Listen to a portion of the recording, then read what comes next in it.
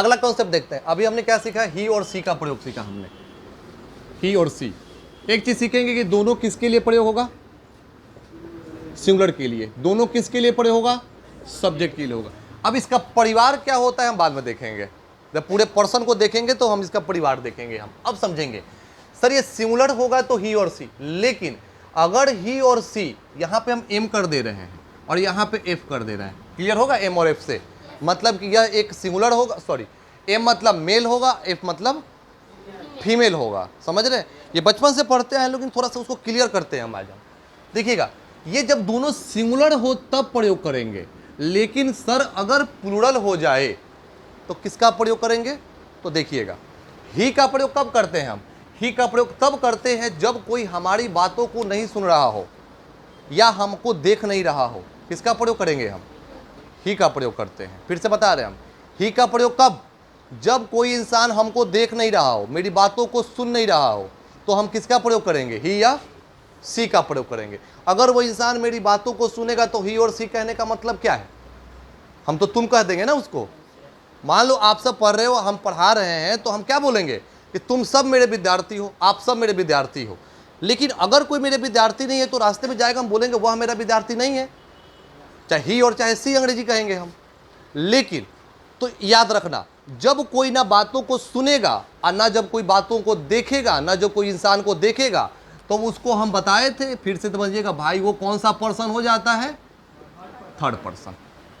Third person कौन, ना बातों को सुनने वाला हो, ना बातों को देखने, काम को देखने वाला हो। यहां पे क्या हो जाएगा, ना बोलेगा ना सुनेगा, थर्ड पर्सन, ना देखेगा, थर्ड पर्सन। अब समझिएगा सर, सिंगुलर होगा तो ही, सिंगुलर होगा तो सी, लेकिन सर अगर प्लूरल होगा तो क्या प्रयोग करेंगे, तो समझिएगा, जब कोई लड़का या मर्द जाति या जब कोई लड़की जाति या औरत जाति एक से ज़्यादा हो, एक से ज़्यादा हो, तो एक से ज़्यादा का मतलब क्या, प्लूरल।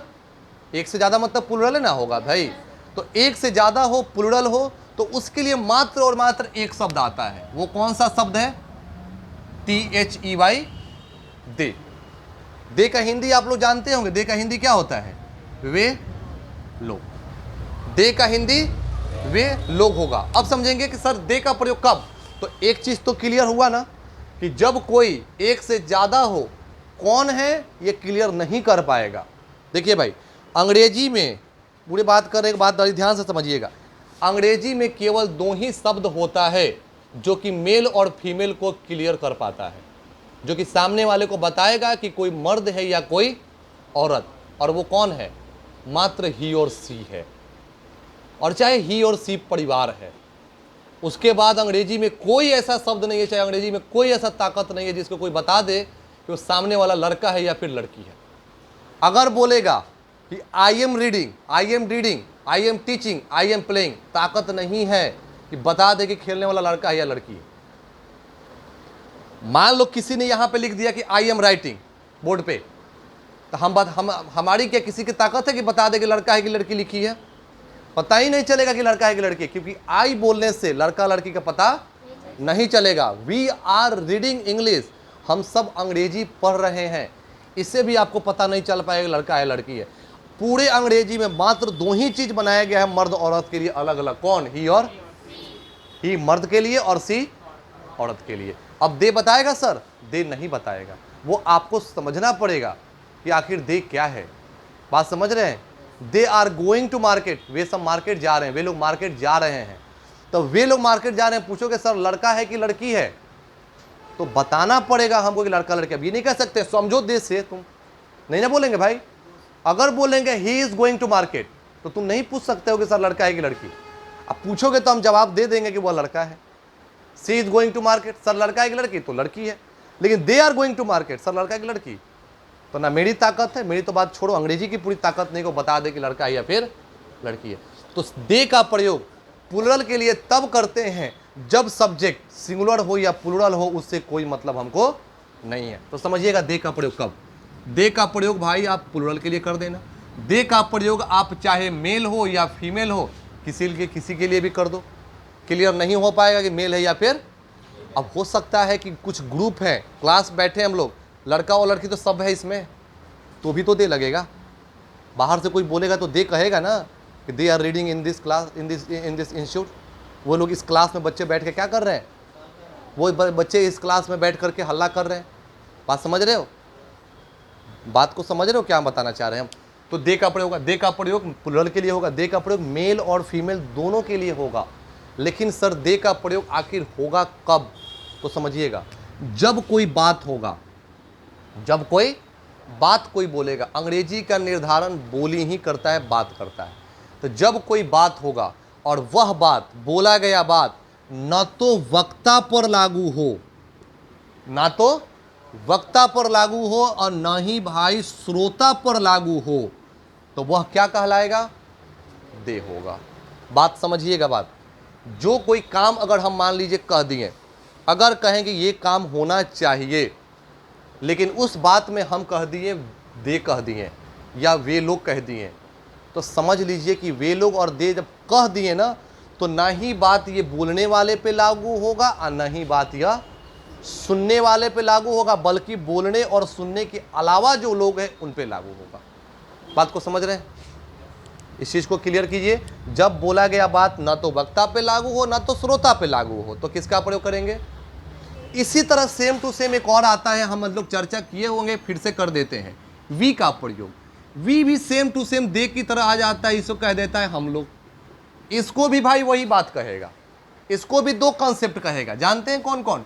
ये भी कहेगा प्लुरल के लिए लगेगा, ये भी कहेगा मेल या फीमेल के लिए लगेगा। सर तो अंतर क्या? ये भी प्लुरल को दर्शा रहा है, ये भी प्लुरल को दर्शा रहा है। चाहे वो हम लोग बोले चाहे वो वे लोग बोले, थोड़ा सा अंतर, थोड़ा सा अर्थ पता चल रहा है आपका कि हम लोग है या फिर वे लोग हैं। बात को समझ रहे हैं कि नहीं समझ रहे हैं बात? तो देखिए आगे हम क्लियर करेंगे, आगे हम क्लियर क्या करेंगे, आगे हम ये क्लियर करेंगे कि सर वी क्या होता है। ठीक है, वी का प्रयोग हम लोग कब करेंगे? ठीक,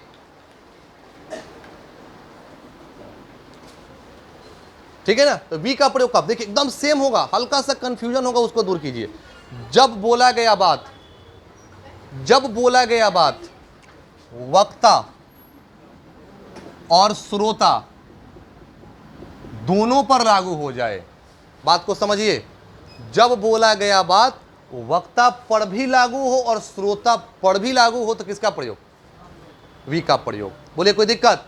जैसे अगर हम कोई बात कह रहे हैं, अगर उस बात में हम बोल देंगे वी बोल देंगे, चाहे हम लोग बोल देंगे, तो समझिए कि वो काम किसके लिए होगा? बोलने वाले पे लागू होगा, मतलब मेरे ऊपर भी लागू होगा, और सुनने वाले मतलब क्लास में जितने बच्चे बैठे हैं उस पर भी लागू होगा।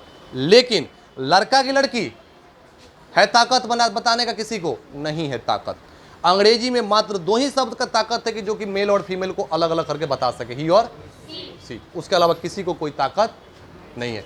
तो दे और ही में कोई दिक्कत? दे और वी में दोनों का मतलब एक, दोनों प्लुरल के लिए होगा और दोनों मेल और फीमेल, सॉरी हाँ, दोनों प्लुरल के लिए होगा और दोनों मर्द हो या औरत किसी के लिए लागू होगा। ठीक है, कोई दिक्कत? लेकिन अंतर दोनों में होता है, दे का हिंदी वे लोग, इसका हिंदी हम लोग। तो कह देते हैं क्या? अब देखो, अच्छा एक बात ही बताइए आप, जब हम लोग कह रहे हैं तो एक अर्थ नहीं पता चल रहा है अंदर से कि हम अपने आप को भी कह रहे हैं?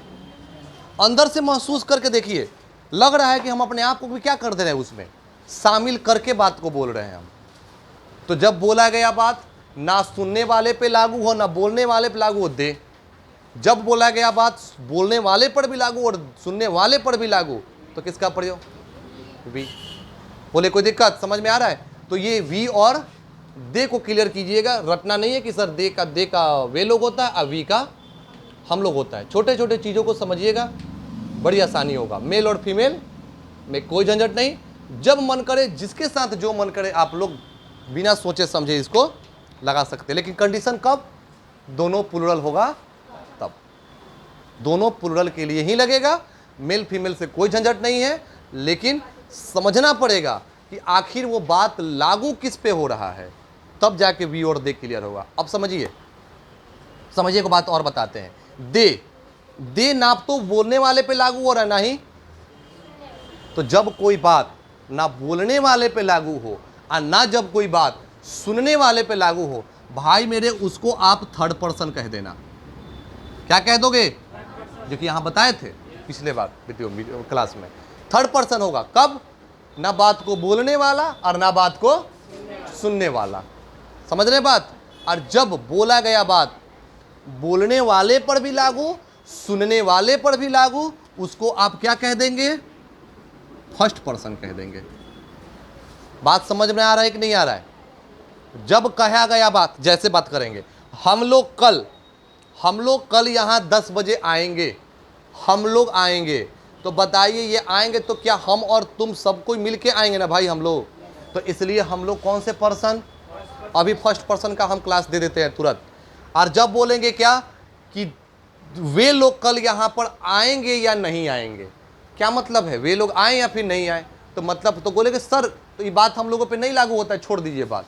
तो दे का मतलब ना हम पे लागू ना तुम पे लागू, तो बात करने का फायदा क्या? बोलो बात समझ में आ रहा है? कुछ बात दिमाग में जा रहा है कि नहीं जा रहा है? और क्लियर कीजिए, बार बार इसको देखिए, नहीं होगा तो वीडियो देख लीजिए।